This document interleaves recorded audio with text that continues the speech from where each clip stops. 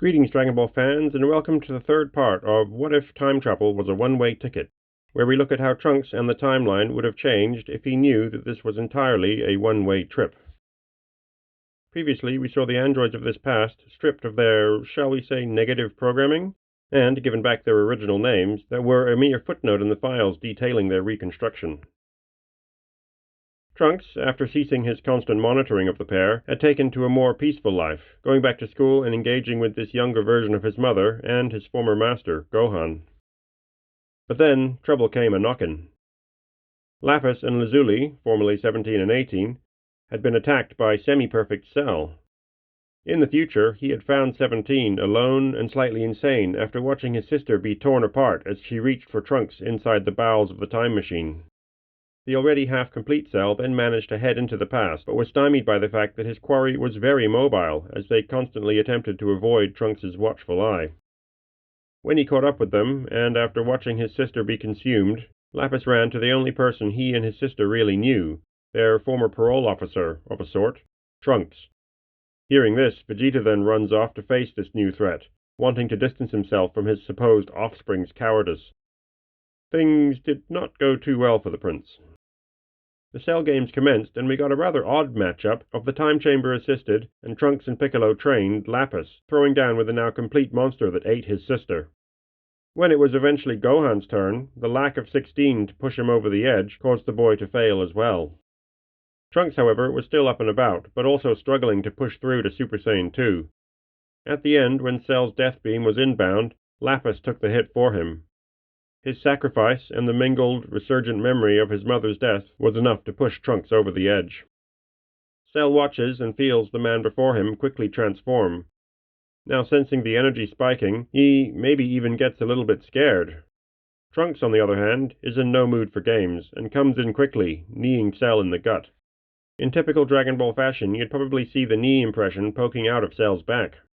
While Trunks hadn't especially wanted to, that knee to the stomach has the well-known side effect of regurgitating 18, or in this case, Lazuli. She lands, all sticky and slimy, right at Trunks' feet. After a brief pause as he looks down at her, he steps over the unconscious woman and takes out some more of his frustration, while Cell is still in the process of reverting. If he can pull Lazuli out like that, can he pull that other one, 17, out? Does he even want to? No. He has seen the eyes of a dying 17, or Lapis in this case, and found no solace there, only more anger and despair. Before Perfect Cell can trigger his balloon boss stage, Trunks cups his hands and calls out, Kamehameha! Whoa, now, back up. Trunks uses Vegeta's attacks, like the Gallic Gun. Yeah, but should he, though? Remind me who exactly trained him? It certainly wasn't Vegeta. No, it was Gohan, wasn't it? Even during those 3 years leading up to the androids, Vegeta was not the one training Trunks. Trunks was the one doing the training. And even if he had learned the Gallic Gun before Boxer was born and the revelation about their relationship, in that moment of rage and near exhaustion, a well-known, tried-and-true technique would be much easier to pull off. Trunks also does not hold back. He wants Cell, but more importantly, that other 17, to be gone, and he is willing to put everything he has into it, without hesitation or reservation. So Cell is vaporized, and does not regenerate. Trunks then walks back over to Lazuli, who has opened her eyes slightly, only to look straight into her brother's face. As he approaches, remembering the wrath she saw in him last time they spoke, she just curls up in a ball, awaiting the end. Instead, he picks her up and they fly off to Kami, or rather Dende's lookout, to see about restoring all the damage the Cell had wrought. On the lookout, Lazuli continues to sit, curled up, seeing nothing but her brother's blank stare. When she overhears the Z-Fighters discussing their wish to bring back everyone consumed or killed by Cell, in barely a whisper, she says, "No." Fortunately, Dende and Piccolo's hearing is pretty good, so they stop mid-wish and turn to look at her. Wait, so why shouldn't they bring back everyone Cell killed or consumed? She stares back at them for a moment, mouthing something, then, tearfully, says louder that if they do that, then he will come back as well, that raving, enraged lunatic 17, who she'd just spent the last 8 days being screamed at by while being part of Cell. She looks at Trunks and says that they can't let him out, not into this world too. Trunks walks up to her again and asks her what about her actual brother, Lapis. He owes him his life, her life, everyone's life.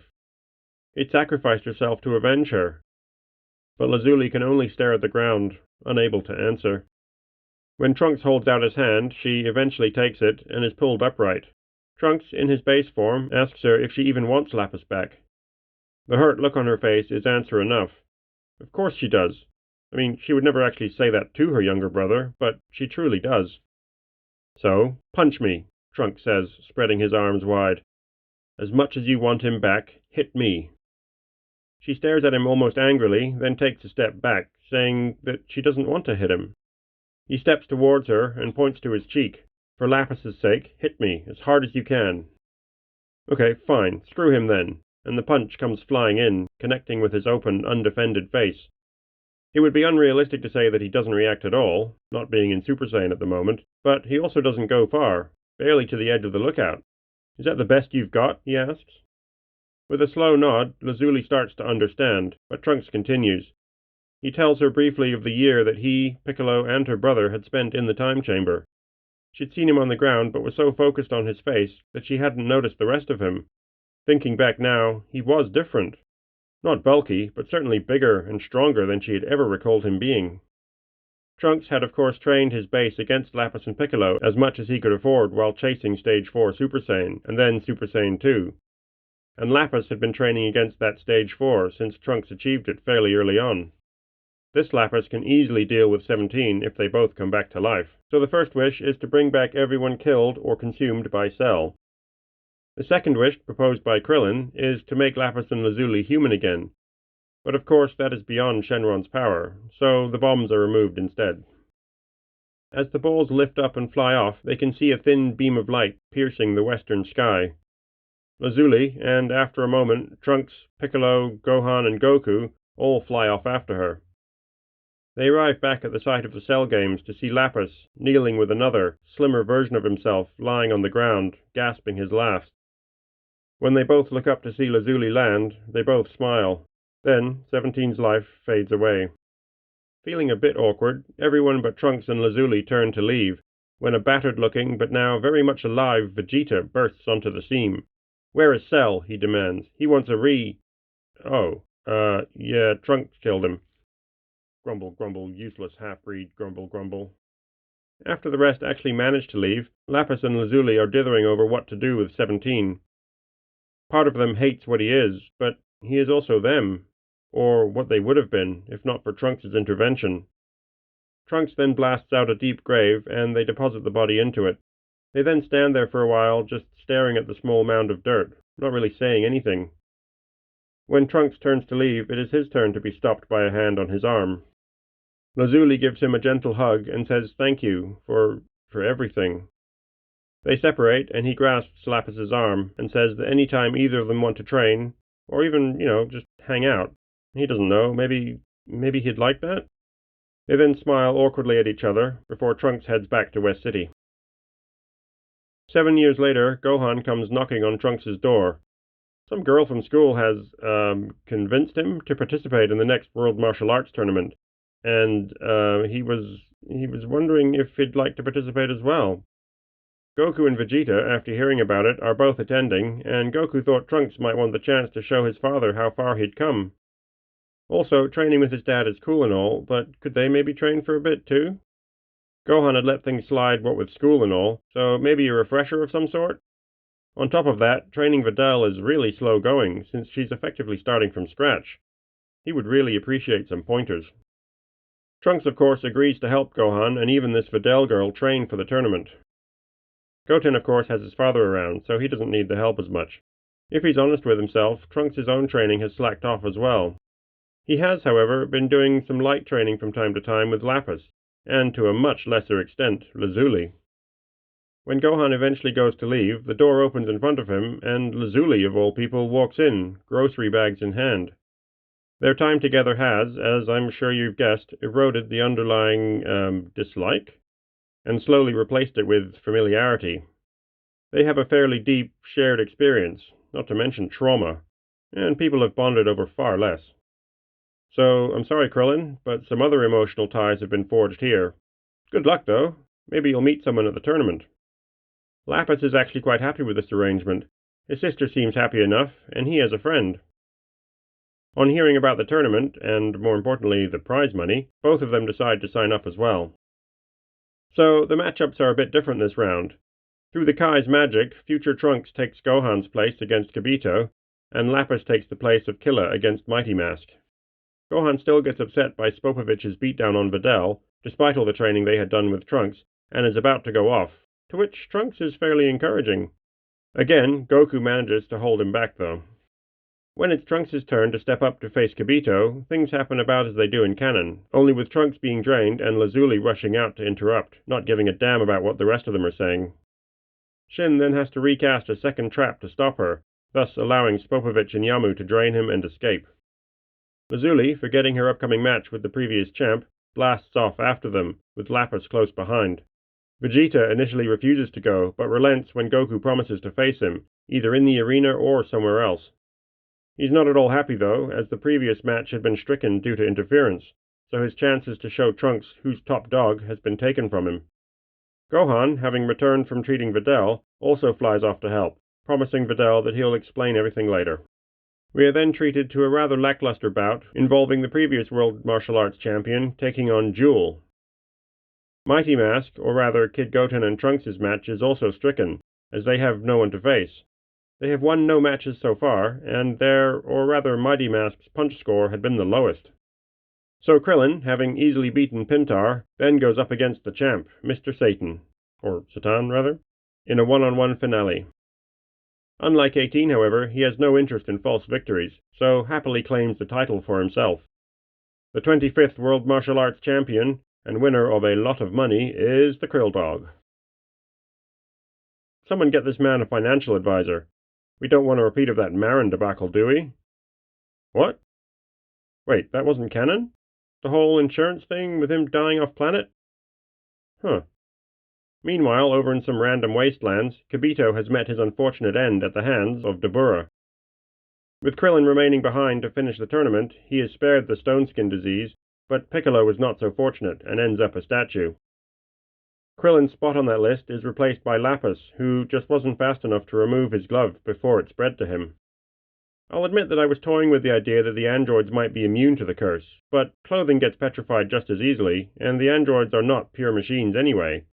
They have been rebuilt and augmented at the cellular level, but are still largely organic, as indicated by Krillin and 18's kid, Marin. This does not please Trunks, let alone Lazuli, though. That's twice now she's seen him seemingly lost to her. They chase Dabura back into the ship and face off against Pui Pui, Yakon, and finally Dabura again. Vegeta eagerly faces Pui Pui, since he just wants something to fight. Goku then steps up to take on Yakon, and his Super Saiyan, and now unlocked Super Saiyan 2, are both consumed by the nocturnal monster. He has not had the chance to train in Otherworld while dead, and thus effectively free from the limitations of his mortal body, so he has no Super Saiyan 3 to burst the Green Goblin's bubble. Gohan then steps up and tries a different tack to beat him. He uses his ability to sense energy to great effect and lays into the beast. Unfortunately, Yakon has absorbed too much of Goku's power, so what damage is done is insufficient.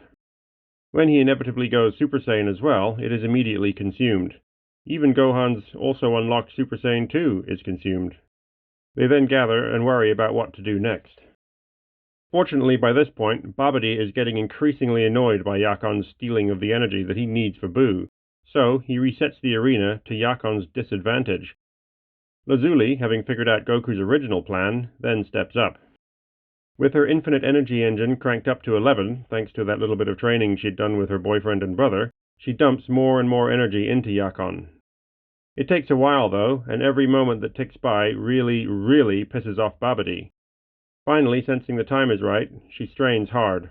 With a massive burst, her output doubles, and Yakon comes apart at the seams. Babidi and Dabura are a bit mystified by this, however. This strange woman wasn't registering any energy at all until that last pulse. Oh well, now it's Dabura's turn. After he charges up, he comes out and asks which one will face him. So, who will face Dabura here? With Goku and Gohan tapped out for now, courtesy of Yakon, it's up to Trunks, Lazuli, or Vegeta. You know what? I'm not going to ask who faces Dabura. Instead, I'm going to ask who gets the Majin treatment.